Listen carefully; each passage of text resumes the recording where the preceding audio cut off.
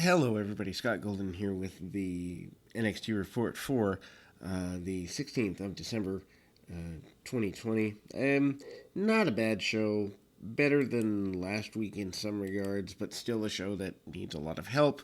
Even a weak version of Dynamite has beaten this show, and that's really sad. I think there's I don't know, like a $50,000 or 50,000 person discrepancy in viewership even on a weak show. So it's interesting.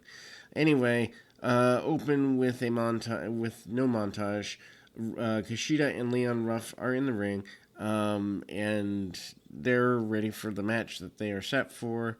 And then the Way faction members, Johnny Gargano and Austin Theory, are there with Candice LeRae and Indy Hartwell, and they get a defeat. Theory pins Ruff after using a flatliner. Theory hasn't been around in several months due to the storyline quitting. He basically has, new a new look to him. He looks pretty good. Heels go after Ruff pretty early. Ruff is nails a series of 2 counts on Gargano, and more heat on Ruff. Heel continues to work him over. Kushida makes a save, and then he and Ruff hit a dropkick, led into a springboard dive, and then Ruff kind of slips and lands pretty hard on the floor. He goes after he hits his ankle pretty hard, and he does end up catching Theory with a DDT. Gargano makes a tag. Ruff is unaware of the tag, and Ruff takes a spear from Gargano, and they cut to commercial. Heels are in control. Hot tag to Kushida upon the return to the show, and Kushida cleaned house. Ruff tags back in, delivers a springboard dropkick, and they do a time splitter, kind of a double team, and Ruff got a near fall on Gargano. Theory cuts Ruff off and executed his torture rack bomb for a 2 count on Ruff, and then makes the save. Ruff eats a double super kick. Ruff comes back later with a super kick on Gargano. Ruff manages to hit a springboard into a cutter. Theory makes a blind tag, and Ruff is unaware, so Ruff really doesn't know what's going on around him, it appears. Also, Ruff taking the majority of the match over Kushida. Kushida has more influence, which doesn't really make sense to me. Anyway, Ruff tries to pin Kushida, tries to pin Gargano, but he's not the legal man in the match. Theory uses This Is the Way finish, new finish for him, covers Ruff for the pinfall. Then we see a Tori Storm match against Rhea Ripley for later in a package. Second package airs touting the benefits of El Legado de Fantasma. Shotzi Blackheart is in a backstage interview, cuts a promo on Candice LeRae and her trophy. Blackheart said she broke LeRae's arm in the War Games, and she'll break her best friend tonight. Blackheart and Indy Hartwell have a match later this evening. Tommaso Ciampa, Tyler Rust. Ciampa, as a former NXT champion, doesn't make sense to me that Rust would be in the ring with him. And I will put this on pause as I have a phone call. Incoming team chat request. Incoming team chat request. And I mean, at the end of the day, this is not a major issue. At the same time, the whole the angles with Ciampa really do seem to be kind of, I don't know. He's lacking direction in a brand that sorely needs someone who has direction, or at least some form of direction. It's sad that they know how talented he is, but they put him in there with guys who really don't matter. The bout does play into the feud between Thatcher and Ciampa. Ciampa, post-match, sets a chair up at ringside. Um, it's an invite for Thatcher to come out and kind of witness the match. Thatcher does come to ringside after the match begins. Ciampa and Russ start with good chain wrestling. Ciampa becomes rougher on his opponent when Thatcher appears. Ciampa and Rust are fighting at ringside. Thatcher gets involved, and Ciampa bumps him around, and then Rust goes for a kick. Ciampa is pretty well done and kicks Thatcher instead. Thatcher freaks out. He gets in Ciampa's face, but has some issues with separation. Ciampa falls victim to an attack by Rust. Ciampa takes a shoulder breaker onto the apron, and then he's down selling, and the show cuts to commercial. Rust is working over Ciampa with a Cobra twist, and then the show returns. Ciampa breaks the hold. Rust keeps kind of going at him. Ciampa hits the air raid crash for near fall. Rust fights back. Rust goes for an armbar, gets it in. Ciampa does fight out of the armbar pretty quickly.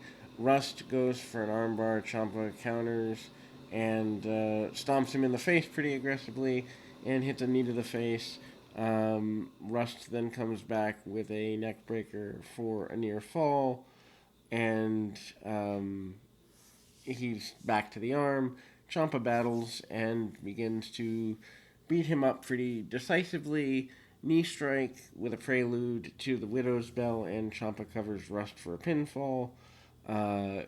Grizzled young veterans are the subject of video package, and Karrion Kross and Scarlett warned Doomsday is coming in a second video package. Dexter Lumis is using a tablet to draw pictures. This is this is just goofy stuff. So main event match comes here. Kyle O'Reilly defeats Pete Dunne in the number one contenders match. This is really good. O'Reilly does pin Dunne to become the number one contender. Match is probably one of the better matches that have been on NXT that is not a takeover in several months. Bobby Fish and Roderick Strong were out with O'Reilly, and in his corner, Danny Burch and Oney Lorcan were in Dunne's corner. This doesn't last very long. Killian Dane and Drake Maverick run down. Pre-match, they attach Burch and Lorcan. I think that's a waste of Burch and Lorcan, but that's where we're going. Undisputed Era join the brawl, and out of nowhere, Breezango comes flying in to join the party. I guess that means we've got multiple tag teams that all look pretty weak going at it for the tag team championship somewhere in the not too distant future. Tag teams are brawling. O'Reilly and Dunne stand nose to nose in the center of the ring, and they go for a slugfest. They're on the mat. Dunne goes to apply a bow and arrow, and Riley fights back to score a takedown of his own. Decent mat work, and then they teased a countout, and they brawl at ringside. They both rush into the ring, and they break the count. They fight through a commercial break. O'Reilly counters the bitter end right as the show returns, and then we see PK, and then a counter by Dunne to hit an X-Plex. Dunne does joint locks, and O'Reilly fires up, hits a comeback, and hits a double underhook. And then plants Dunne face first. Dunne is still managing to kick out. They fight off the turnbuckle. Dunne flipped over and land on his feet. O'Reilly still hooks into the turnbuckle and does a tree of woe. Dunne peppers him and hits kicks and stomps. Match goes through another picture-in-a-picture type deal. And show returns. And ultimately, they're taking turns, smashing each other into the turnbuckle. Dunne hits a Liger bomb for a near fall, and then Dunne applies an armbar. O'Reilly gets a rope break, and he traps Dunn with a submission. Dunn escapes, but he takes a brainbuster a second later. O'Reilly knocks the mouthpiece out of Dunn. O'Reilly hits a package suplex for near fall, and Dunn goes to pick up the mouthpiece, and O'Reilly stops him to stomp on Dunn's hand. Back and forth for the closing minutes of the match. O'Reilly hits another counter to the bitter end and hits a DDT off the apron to the floor. O'Reilly hits a knee drop on Dunn, and O'Reilly covers him with pinfall. Awesome match. Probably, like I said, one of the best matches in a while. O'Reilly is your number one contender. Xia Li and Boa are still being subject to the torture that's been done to them. Shotzi Blackheart defeats Indy Hartwell. Blackheart wins with DQ. Hartwell uses a trophy as the weapon. LeRae brings the trophy to ringside, and they had a difficult time finishing this match after the last one. Heat on Blackheart for most of the match, and then LeRae jumps onto the apron, causing a distraction. Blackheart is arguing with LeRae. Hartwell grabs the trophy. Hartwell nails Blackheart with the trophy, and they keep beating her down. She gets hit with a Wicked Stepsister. Karrion Kross with Scarlett defeats Desmond Troy. I don't know why I know that name, but it's there. Anyway, I think he was an enhancement talent a while back. Kross pins Troy in an easy squash. Kross dumps him with a Saito suplex. Kross applies his finish. Troy taps out with the Kross jacket, and Kross looks like a killer. Isaiah Scott comes in. He's backstage. He's, upset about not beating Jake Atlas last week. Scott says it's not that big a deal. They'll have a rematch next week. Everrise stormed in after Scott leaves. They yell a lot about a lot of nothing. The artwork of Loomis is revealed, and he's the host of New Year's Evil. And then Kross versus Priest is also announced for New Year's Evil. Then we go to the main event. Odd that the women are in the main event without really much of an issue. Tori Storm defeats Rhea Ripley. Interference from Raquel Gonzalez is the reason that this is there. Back and forth action. Both women look pretty strong. Sequences in the early stages of the matches aren't too bad. They trade strikes for quite a while. Storm kicks out, and then before the show cuts to a final commercial break, they see what they can do. Storm hits the ground on the mat, and then we see Storm dodging a kick, and she headbutts Ripley. They both fell off the mat for off the apron for a double down, and then they trade strikes again when they get to their feet. Ripley nails a drop kick and then applies the inverted Scorpion Deathlock. Post-match, after escaping the hold, Storm rocks Ripley with a lariat, follows with a German suplex, and then Ripley comes back with an electric chair, Snake Eyes for near fall.